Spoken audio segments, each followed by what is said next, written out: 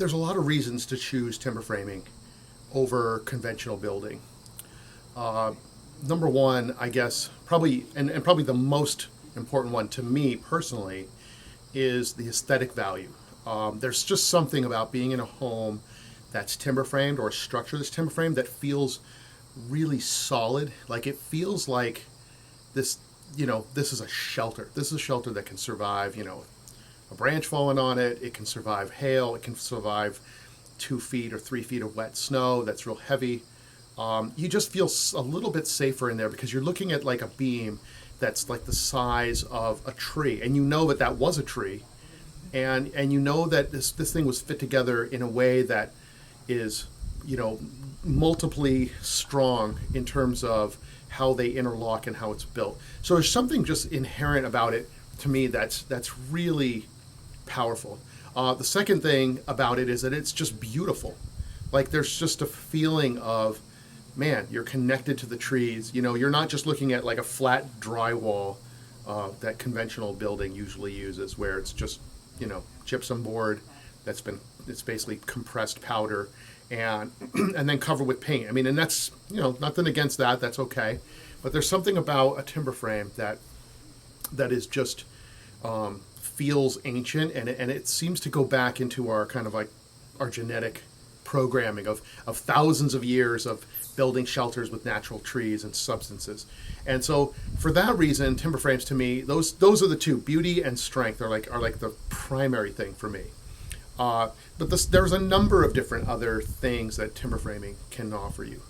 One of them is how they hold their value. So, for the economically minded person, if you build a timber frame, not only are you going to get the benefits of the other first two I mentioned, but timber frames typically hold their value 20 to 30% more than conventional homes of the same exact size and square footage.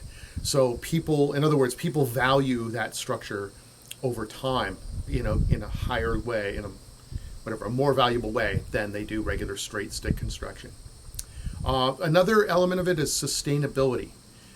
These frames that we build, we're using wood that comes from, the lands right here in the Northeast. So if you're building something in the Northeast and you are getting it, why get a spruce tree cut down and cut into 2x4s or 2x6s in British Columbia, where they clear cut the forest and then have to transport it 3,000 miles by train to, your building supply store and use that, when you can actually use something that's within 20 miles of your home or of your region, 50, 100 miles from your region, with less transportation, less oil, and less damage to the environment. So it's sustainably minded in a way that's just fantastic. So right off the bat, that's a big help.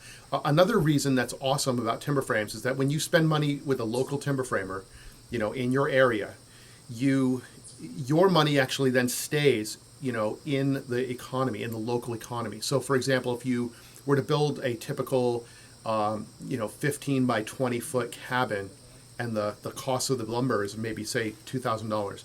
That $2,000 gets spent by the sawyer and his family, and they buy goods and services, they buy food, they buy tools, they buy fuel, they buy different things, and they buy that local in a small town. And that money that they spend in a small town gets cycled through those companies' employees. And so that money gets spent on average it passes through 5 different hands and enhances the economy in the local region in a way that if you just buy it from, say, Lowe's or Home Depot, it goes directly to, it indirectly helps the employees there, but a lot of the profit goes straight to the headquarters, wherever they're based. So there's a really nice economic reason for doing that. Another element about timber framing that's awesome is that timber framing fits perfectly with the changes that I see happening in our country with climate change. And I don't really know, if I'm not interested in the politics of it as much as I'm interested in saying that it's not uncommon for us to get heavy rainfalls and heavy snowfalls. The clouds seem to be carrying a lot more moisture. And so therefore, you kind of have to build your building for, to anticipate a 4 or 5 foot wet snow load that could happen in one night when you're not even awake. And you don't want to wake up one day and find your roof half caved in the middle of February. That's not fun to do. And so timber framing is something that's awesome because it's so severely overbuilt that even when we've had huge, snowfalls like that on my home, which is timber frame, I don't even hear a creak out of it. It's just amazing. It's very, very safe, and it feels really good. And so I believe that it's important for us to consider that as as our weather seems to have a chance of having more severe events.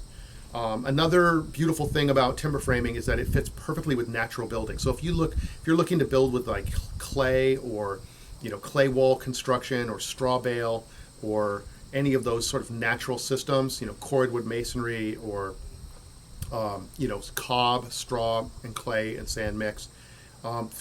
Timber framing is awesome because it takes the load of a roof and of the whole structure is transferred through the frame, and it goes all the way down to the foundation. And so it means that your walls they're not load-bearing walls, which means that your walls then don't have to support anything other than themselves and a few windows and doors.